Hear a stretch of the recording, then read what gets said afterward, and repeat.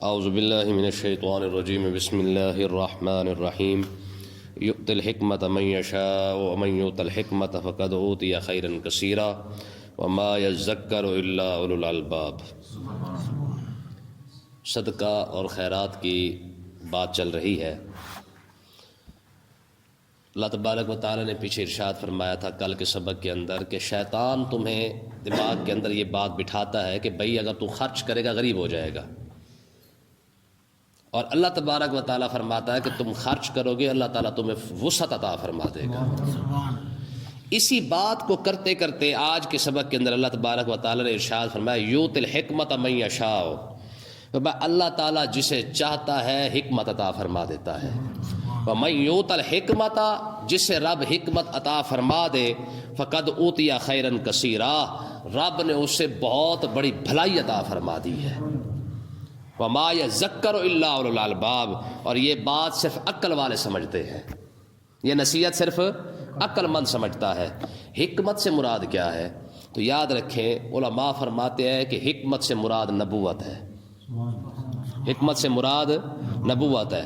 جس ہستی کو، جس خوش نصیب انسان کو نبوت ملی ہے، دنیا کا نہیں کائنات کا سب سے خوش نصیب انسان تو وہی ہے۔ یہ واحد منصب ہے، یہ واحد عہدہ ہے جو کمانے سے نہیں ملتا، یہ محض رب کا فضل ہے جسے چاہے عطا فرما دے۔ تو جن خوش نصیبوں کو، وہ خوش قسمت ترین انسان، وہ جماعت جن کو اللہ تبارک و تعالیٰ نے منصب نبوت عطا فرمایا، جنہیں ہم نے نبوت عطا فرمائی اسے ہم نے بھلائی ہی عطا فرما دی ہے۔ دوسرے علماء کہتے ہیں کہ اس سے دوسرا مراد یہ ہے کہ جسے اللہ تبارک و تعالیٰ قرآن کی سمجھ عطا فرما دے، اسے اللہ تعالیٰ نے یوں سمجھو حکمت عطا فرما دی ہے۔ اس سے مراد قرآن بھی ہے، نبوت بھی ہے، حدیث بھی ہے، فقہ کا علم بھی ہے۔ یعنی جسے اللہ تعالیٰ دین کی سمجھ عطا فرما دے، فقہ کا علم عطا فرما دے، قرآن کا علم عطا فرما دے، حدیث کا علم عطا فرما دے، اللہ تبارک و تعالیٰ خود اس کی تعریف کر رہا ہے۔ جسے میں قرآن کی سمجھ دے دوں سمجھو وہ خوش قسمت ترین انسان ہے، جسے میں حدیث کی سمجھ عطا فرما دوں اسے سمجھو میں نے سب کچھ اسے عطا فرما دیا ہے۔ تو اب آپ سوچیں، رب جس بندے کو قرآن سکھا دے رب اس کی تعریف کر رہا ہے، اور لوگ کہتے ہیں جی نہیں دنیا دار سیکھ لیں گے تو یہ زیادہ کامیابی ہے۔ رب فرما رہا ہے قرآن سیکھ لو یہ زیادہ کامیابی ہے۔ بات سمجھے کہ نہیں آئی؟ تو دیکھیں یہ کتنی بڑی بات ہے۔ ایک حدیثوں کی کتابوں کے اندر نا گتے کے اوپر یہ حدیث پاک لکھی ہوتی ہے کہ من یرد اللہ بہ خیرا یفقہہ فی الدین، رب جس کے ساتھ بھلا کرنا چاہتا ہے یفقہہ فی الدین، اسے اپنے دین کی سمجھ عطا فرماتا ہے۔ یار رب جس کے ساتھ بھلا کر دے پیچھے بچ کیا گیا ہے؟ یہ رب جس کے ساتھ بھلا کر دے اس کے ساتھ کرتا کیا ہے؟ لوگ سمجھتے ہیں جی ہمارے پاس یہ بڑی بڑی کوٹھیوں پر، بڑی بڑی اچھی گاڑیوں پر لکھا ہوتا ہے ھذا من فضل ربی، ماشاء اللہ، سبحان اللہ، یہ سارا کچھ لکھا ہوتا ہے نا، سب کچھ لوگ لکھتے ہیں کہ وہ سمجھتے ہیں یہ رب کا فضل ہے، اچھی کوٹھی کا، اچھی کار کا مل جانا۔ ہمارے عالم دین تھے، فوت ہوئے، ابھی پرانے بابے تھے اسی لاہور کے اندر، ان کے مریدوں نے نا ان کو کہا بابا جی آپ نے ساری زندگی دین کی خدمت کی ہے، ہم آپ کو گھر بنا دیتے ہیں۔ تو اسی ٹھوکر نیاز بے کے پیچھے جو اسکیمیں ہیں نا وہاں پہ انہوں نے بڑی اچھی کوٹھی بنا کے دی۔ تو وہ نا گیٹ کے باہر بیٹھ کے نا رو رہے تھے، گیٹ کے باہر بیٹھ کے۔ تو استاد، ایک ہمارے استاد ہیں، وہ وہاں سے گزرے تو انہوں نے کہا حضرت خیریت ہے؟ کوٹھی کے باہر بیٹھ کے، گیٹ کے باہر بیٹھ کے رو رہے ہیں، خیریت تو ہے؟ تو وہ فرمانے لگے یار مجھے ڈر لگتا ہے کہیں میری دین کی خدمت کا صلہ رب نے مجھے یہی تو نہیں دے دیا کہ ٹھیک ہے بھائی تو نے دین کا کام کیا تھا تجھے کوٹھی مل گئی بس۔ کہ اس بات سے ڈر لگ رہا ہے۔ لوگ اچھی کوٹھی، اچھا کاروبار، اچھے رزق کو، اچھی چیزوں کو، زمینوں کو، جائیداد کو، پراپرٹی کو، ان چیزوں کو سمجھتے کہ یہ رب کا فضل ہے۔ رب اس کو فضل نہیں کہتا، رب فرماتا ہے جسے میں قرآن کا علم عطا فرما دوں فضل تو میں نے اس پر فرمایا ہے، جسے میں نے دین کی سمجھ عطا فرما دی ہے فضل تو اس پر ہو گیا نا۔ دیکھیں نا جی فضل، اس سے بڑا فضل اور کیا ہو سکتا ہے؟ جسے رب قرآن کا علم دے دے، جب قیام دنیا کے سے جائے گا قبر کے اندر گیا تو قرآن کی برکت سے اللہ تعالیٰ اس کی قبر کو جو ہے وہ جنت کا باغ بنا دے گا۔ قیامت کا دن آئے گا، حافظ قرآن کی پھر وکری شان ہوگی۔ جنت میں جاتے ہوئے وہ 10-15 بندے، 20 بندے پھر ساتھ لے کے گیا، کامیابی تو اس کو ملی ہے، اس کو کون سی کامیابی ملی جس نے 10 ملیں بنا لی ہیں؟ کیوں جی؟ ہاں فرمایا من یؤت الحکمت فقد اوتی خیرا کثیرا، جسے ہم نے دین کی سمجھ عطا فرما دی اسے تو ہم نے بھلائی عطا فرمائی ہے۔ تو اس کا مطلب یہ ہے کہ جو بندہ دین کو سمجھ رہا ہے نا، کم سے کم اسے احساس کمتری کا شکار نہیں ہونا چاہیے کہ لوگ آگے نکل گئے ہم پیچھے رہ گئے۔ ہوتا ہے کہ نہیں ہوتا؟ لوگ آگے نکل گئے ہم پیچھے رہ گئے۔ میں ایک دوست کے ساتھ جا رہا تھا، یہی بات چلی ہے، میں نے کہا مجھے ایک ایمانداری سے بتا، مارکیٹ کا اصول ہے کہ جو چیز کم ہوتی ہے اس کی قیمت بڑھ جاتی ہے، ایسی ہے نا؟ جو چیز کم ہو جائے گی اس کی قیمت بڑھ جائے گی۔ ہم مارکیٹ میں کھڑے تھے، میں کہ مجھے ایمانداری سے بتا پوری مارکیٹ کے اندر عالم کتنے ہیں؟ ٹھیک ہے، کتنے عالم کھڑے ہوئے پوری مارکیٹ کے اندر؟ کہہ رہے جی کوئی بھی نہیں۔ میں نے کہا اس وقت میں کھڑا ہوں؟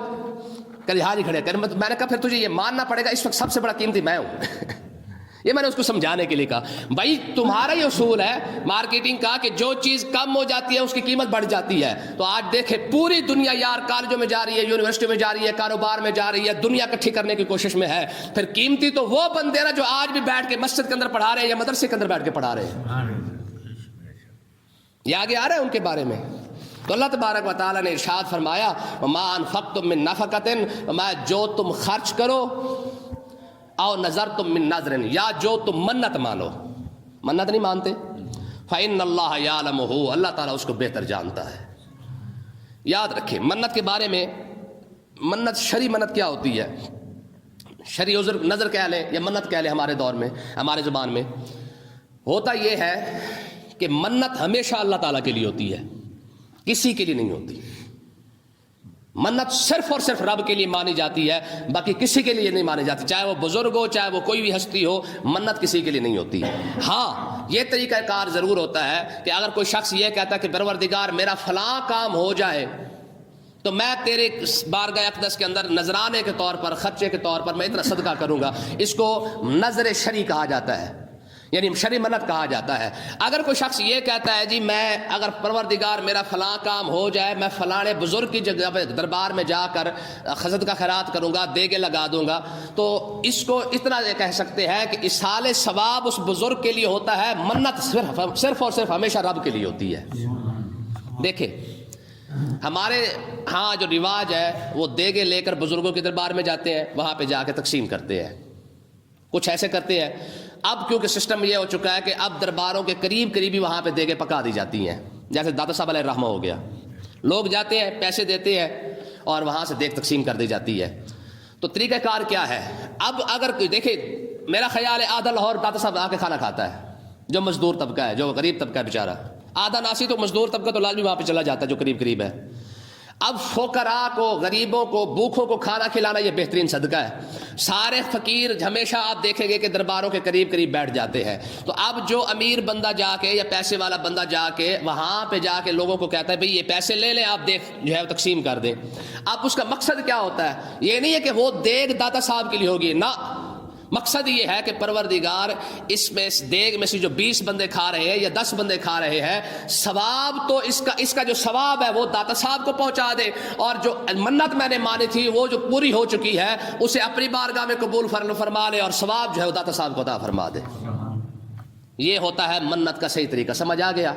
تو اس کا مطلب یہ ہے کہ ثواب جو ہوتا ہے وہ بزرگوں کو پہنچا دیا جاتا ہے، منت رب کے لیے پوری کر لی جاتی ہے، اور اس کو منت شرعی کہا جاتا ہے۔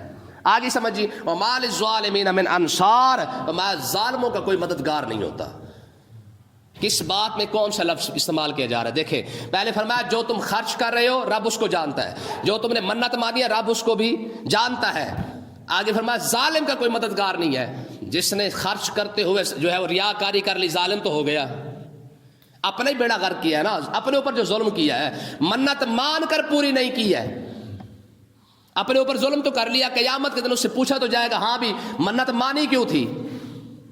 اور منت بھی اچھے کاموں کی ماننی چاہیے، بری کاموں کی کوئی منت نہیں ہوتی ہے۔ جیسے منت سیدہ فاطمہ الزہرا سلام اللہ علیہ نے مانی تھی، حسنین کریمین بیمار ہو گئے تو آپ نے منت مانی پروردگار ان کو شفا عطا فرما دے، ہم روزے رکھیں گے، تو ٹھیک ہے منت، یہ تو قرآن مجید سے ثابت ہو گیا۔ اور 3 دن کے روزے جو ہے وہ سیدہ فاطمہ الزہرا نے مانے کہ پروردگار میرے بچوں کو صحت عطا فرما، ہم جو ہے وہ منت روزے رکھیں گے، اللہ نے کرم فرمایا، حسنین کریمین دونوں جو ہے وہ شفا یاب ہو گئے۔ تو جب روزہ رکھنا شروع کیا عین افطاری کے ٹائم قرآن مجید کی یہ آیت ہے ما ویطعمون الطعام علی حبہ مسکینا و یتیما و اسیرا ہے جی. قیام جب عین افطاری کا ٹائم ہوا سب کے سامنے کھانا رکھا گیا. ایک روایت میں آتا ہے سب نے کھا لیا تھا, صرف سیدہ فاطمہ الزہرا رہ گئی تھی. جب آپ کھانے کے لیے بیٹھی تو اچانک دروازے پہ کسی نے دستک دی تو فرمایا ہاں بھائی دیکھو کون ہے. جب دیکھا گیا تو اس نے کہا جی سامنے بندہ کھڑا. اس نے کہا جی میں مسکین ہوں, اللہ کے نام پہ مجھے دے دیں. کھانا اتنا تھا, آپ نے فرمایا ٹھیک ہے بھئی یہ اٹھا کے اس کو دے دو. اپنا کھانا اٹھا کے دے دیا. ٹھیک ہے. دوسرا روزہ رکھا, افطاری کا ٹائم آیا, آگے کھڑا ہوا یتیم کھڑا ہوا تھا. سیدہ فاطمہ الزہرا کے کھانے کا ہی ٹائم تھا, آپ نے وہ کھانا اٹھا کے بھی اس کو دے دیا یتیم کو. تیسرا دن آیا تو ایک قیدی کھڑا ہوا تھا. بات سمجھ آ رہی ہے؟ تیسرے دن قیدی کو اٹھا کے کھانا عطا فرما دیا. سیدہ فاطمہ الزہرا نے یہ منت کے تینوں روزوں کی جو افطاری ہے وہ ایسے ہی کی ہے پانی کے ساتھ. جب ایسے کی نا تو اسی طریقے پر جو قرآن کی آیت نازل ہوئی فرمایا وَيُطْعِمُونَ الطَّعَامَ عَلَىٰ حُبِّهِ مِسْكِينًا وَيَتِيمًا وَأَسِيرًا إِنَّمَا نُطْعِمُكُمْ لِوَجْهِ اللَّهِ لَا نُرِيدُ مِنكُمْ جَزَاءً وَلَا شَكُورًا. یہ وہ لوگ ہیں جو روزہ رکھتے ہیں تو ان کے روزے رکھنے کا منت ماننے کا جو مقصد ہوتا ہے وہ صرف اور صرف یہ ہے انما نطعمکم لوجہ اللہ کہ پروردگار تو راضی ہو جائے. لا نرید منکم جزاء ولا شکورا. ان کا مقصد نہ تو کسی سے شکریہ ادا لینا ہوتا ہے کہ میں نے فقیر کو روٹی دی شکریہ ادا کر جائے گا. ٹھیک ہے نا جی. تو کہنے کا مقصد یہ ہے کہ جس بندے نے اپنا صدقہ خراب کر دیا ہے ریاکاری کر کے, دکھاوا کر کے, اس نے تو اپنے آپ پر ظلم کر لیا ہے. اچھا اب دیکھیں اگلی آیت کے اندر اللہ تبارک و تعالیٰ نے دکھا کر دینے کو بھی بیان فرمایا ہے. میں ان تبدوا الصدقات فنعما ہی, میں اگر تم اپنے صدقات دکھا کر دو فنعما ہی, یہ بھی بہتر ہے. پیچھے منع کیا گیا ہے کہ ریاکاری نہیں ہونی چاہیے, دکھاوا نہیں ہونا چاہیے. اب فرمایا جا رہا ہے فنعما ہی, دکھا کر دو یہ بھی اچھا ہے.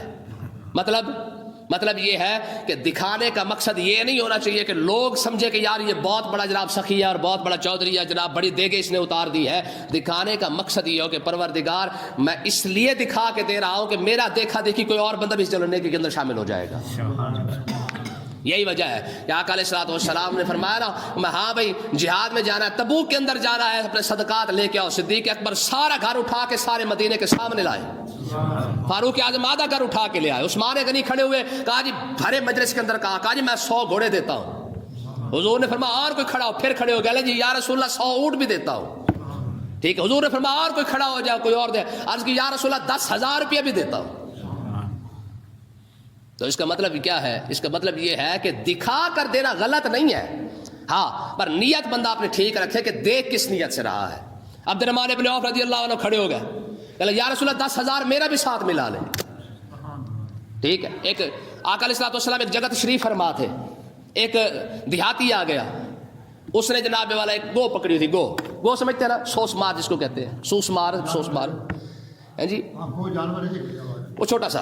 اچھا وہ گو پکڑا ہوا تھا, اس نے صحابہ کرام اس کو پکڑ کے لائے, میں یہ اللہ کے رسول ہے کلمہ پڑھ. اس نے نا گو نکال کے نا نیچے پھینکی, کہا اگر یہ اللہ کے رسول ہے تو یہ گواہی دے دے میں مان جاؤں گا. یہ سنائی تھی نا میں نے آپ کو حدیث پاک جمعے کے اندر, چلیں یہ واٹس ایپ والے بھی سن لیں گے. آقا علیہ الصلوۃ والسلام نے فرمایا یا دبو من تعبدو, فرمایا گو کس کی عبادت کرتی ہے. اب سنیں ذرا, صحابہ کرام کہتے بلسان عربی مبین, اتنی وضاحت کے ساتھ اس نے عربی کے اندر اللہ کی وحدانیت بیان کی کہ ہم سارے سن کے حیران رہ گئے. کیا اس نے کہا قالت الذی فی السماء عرشہ وفی الارض سلطانہ وفی البحر سبیلہ وفی الجنۃ رحمتہ وفی النار عقابہ. یہ گو کی عربی ہے جی. ہماری قوم کو سورہ فاتحہ نہیں آتی ہے, یہ گو ہے جو رسول اللہ کے اشارے پر اتنی فصیح زبان کے اندر رب کی وحدانیت بیان کر رہی ہے. ٹھیک ہے. قالت الذی فی السماء عرشہ, کہا میرے میں حضور میں اس رب کی عبادت کرتی ہوں کہ آسمانوں سے اوپر جس نے اپنا عرش کو بنایا ہے, وفی الارض سلطان ہو, زمین میں جس کی بادشاہی کا سکہ بیٹھا ہوا ہے, وفی البحر سبیل ہو, بڑے بڑے جہاز جو چپ کر کے آرام کے ساتھ جو سمندروں کے اندر چلا دیتا ہے, میں اس ذات کی عبادت کرتی ہوں. وفی الجنت رحمت ہو, جنت کے اندر جس کی مزے مزے رحمت ہے. وفی النار عذاب ہو, اور فی النار او فی النار عقاب ہو, یا جہنم کے اندر جس کی عذاب کا مظہر ہے, جنت جس کے جو ہے وہ کرم کا مظہر ہے, میں اس ذات کی عبادت کرتی ہوں. سارے صحابہ سن رہے ہیں. آقا علیہ السلام نے فرمایا یا دبو مانا میں کون ہوں. ہے جی قالت انت رسول رب العالمین و خاتم النبیین قد افلح من صدقک و قد خاب من کذبک. انہوں نے کہا یا رسول اللہ آپ انت رسول رب العالمین، آپ تو رب العالمین کے رسول ہیں، و خاتم النبیین آپ خاتم النبیین بھی ہیں. ہے جی کانے کو سمجھ نہیں آئی نا، اور کانے کے یاروں کو سمجھ نہیں آئی، ایک دو کو بھی ختم نبوت کا مسئلہ سمجھ آ گیا یار. گٹر کے اندر مرنے والا ایسے ہی ہوتا ہے نا، کانا گٹر کے اندر مرا تھا، آپ کو پتا ہے؟ نبی کے لیے ضروری ہے جہاں نبی کا وصال ہو وہیں پر نبی جو ہے وہ ان کی قبر مبارک بنائی جاتی ہے. پھر گٹر کے اندر بنائے نا کانے کی قبر، سمجھ آئی نا؟ یہ تو نبوت کا اصول ہے. کانے کی قبر بھی تو گٹر کے اندر بناؤ نا، باتھ روم کے اندر.